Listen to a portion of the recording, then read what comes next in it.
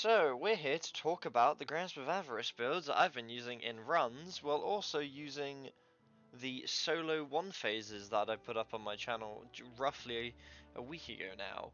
So starting off with the first build, it's just the common movement speed build. This one really hasn't changed since my previous runs. It's just Mountaintop, Trinity Ghoul, Slammer.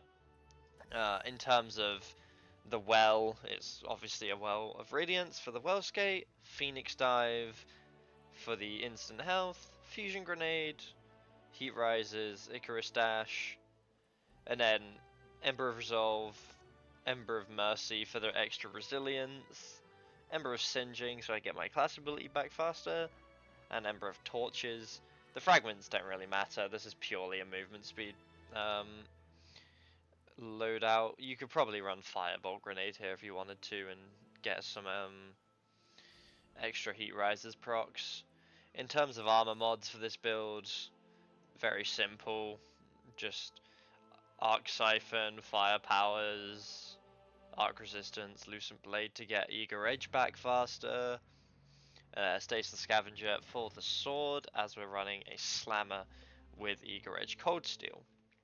But that's not the build we all care about. The builds we care about are these builds. So, this build is the build used in the solo 1 phase. This is the prep build, and then the Loadout 10 is the swap build after you pop super. So let's go over the subclass first. Obviously we're using Nova Bomb with a Starry to bond. We're using an Empowering Rift paired with Hellion to stun the Ogre. And then an Arcane Needle and a Vortex Grenade to debuff the boss with both fragments. We're using Devour just to stay alive and to get our nades back on kills so we can spam them around. In terms of fragments, we're using Dominance, so our Vortex Grenade weakens the boss. Facet of Ruin, so that our Prismatic Grenade's shatter size is bigger and it does a little bit more damage. Facet of Dawn to give us Radiant, seeming as though that stacks with Empowering Rift. Then we have Facet of Courage, which allows our Nova Bomb to do more damage if we do an Arcane Needle first. And then we have Facet of Command on, which you can swap out, but all of my loadouts have this on, so I kind of just keep it. But you can swap this out for other things if you prefer. I'm not really sure what you'd use, maybe Facet of Blessing or Protection. I'd probably recommend those two if you don't want to run Facet of Command. That's the subclass though. In terms of weapons, it's a Witherhoard, Indebted Kindness, and Edge Transit.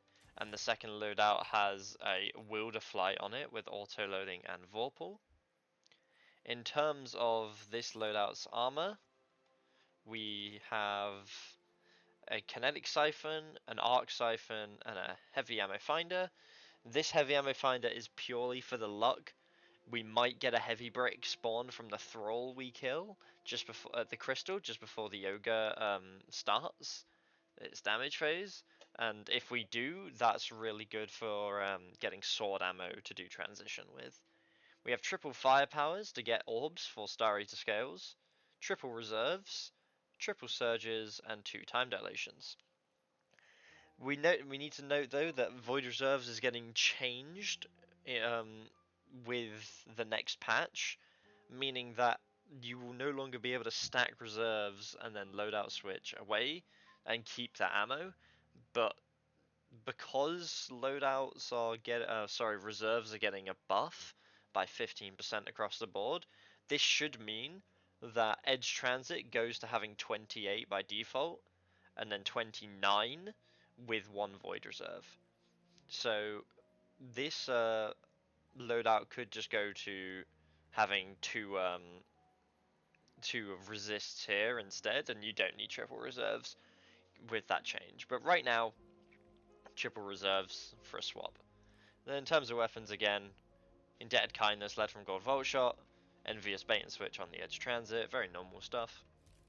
So after we pop super in damage phase, start our Transcendence timer, we loadout swap over to this loadout which has Necrotic Grips. So all the same stuff that we just talked about, but the main difference is Will to Flight, necrotic grips, and 3 void damage resists. This is very critical as this ogre hurts a lot. He does not have any regard for your health bar, even with 112 resilience. So we're talking 3 void damage resist to stay alive. All the mods stay the same except from on the arms. We run 2 void loaders and a void dexterity to help pull out our Wilder Flight and our Edge Transit and reload Edge Transit for the extra 7 shots at the end. Makes things nice and quick. In terms of the subclass, it's the exact same thing, so nothing deep going on there. After we kill Ogre, we switch back to this loadout to do transition to Sparrow, and then we do Servitor on this loadout. The only thing really to note here is Slammer, Mountaintop, and Trinity Ghoul. Trinity Ghoul for all the ad clear, Mountaintop to kill the Servitor, and just staying on top of the ad clear in that encounter really. In terms of final boss, we start off with this loadout, which has pretty much the exact same as the previous loadout that we just talked about. There's not really a difference. There is one difference though, and that is we're running a healing rift this time rather than an emp rift. This is because you can't one phase. You can't solo one phase the boss with an edge transit loadout. So, well, at least right now you can't. I haven't seen a way to do it.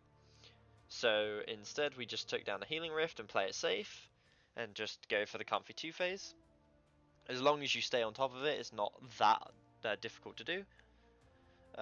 So these loadouts are literally the exact same. So the prep one for Ogre and the prep one for the final boss Captain Avarice, the exact same. However, they do slightly deviate when you go after you pop Nova and you switch loadouts, and that is the damage resistance on the chest piece. Now we have 2 solar damage resistance as that's what the boss shoots, but we're also running an arc damage resistance as the dregs will respawn while you're doing damage, and they will throw arc grenades at you. However, you can very much swap this arc resistance out for a void reserve, which is what I'm going to do, and I'm going to change that loadout. The only reason that you might do this is for the new changes with all of the non-reserve swapping. So you want to keep consistent reserves between your loadouts so you don't lose all your ammo. And then again, this loadout is just the same thing. It's a Witherhoard, Wilder Flight, Edge Transit with 2 Void Loaders, a Dexterity, 2 Damage Resistance and a Reserve, 3 Surges and 2 Time Dilations. In terms of the artifact, the only things that are really necessary are Expanding Abyss and maybe Transference. I don't think Transference is that big of a deal, but it does do a little bit extra damage, which does help. Other than that, Radiant Orbs is pretty nice as it gives you 10 seconds of Radiant when you pick up an orb, instead of the default 5 seconds, which you get on Prismatic.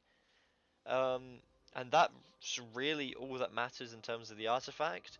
Even with the new row of perks on this artifact, it's not going to be a massive deal for this run and these loadouts.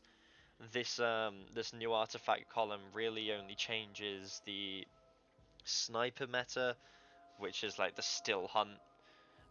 There's a mod that buffs sniper damage the more sniper damage you do. It might be worth testing Whisper of the Worm out with that new buff to snipers, but we'll see. But that is all 5 loadouts that I used to run solo Flawless Grasp of Avarice. So I hope you guys enjoyed. I hope you found it helpful. I hope this shines some light on how I'm solo 1-phasing the Ogre and comfortably 2-phasing the final boss. And yeah, like and subscribe if you haven't already, and I'll see you in the next one.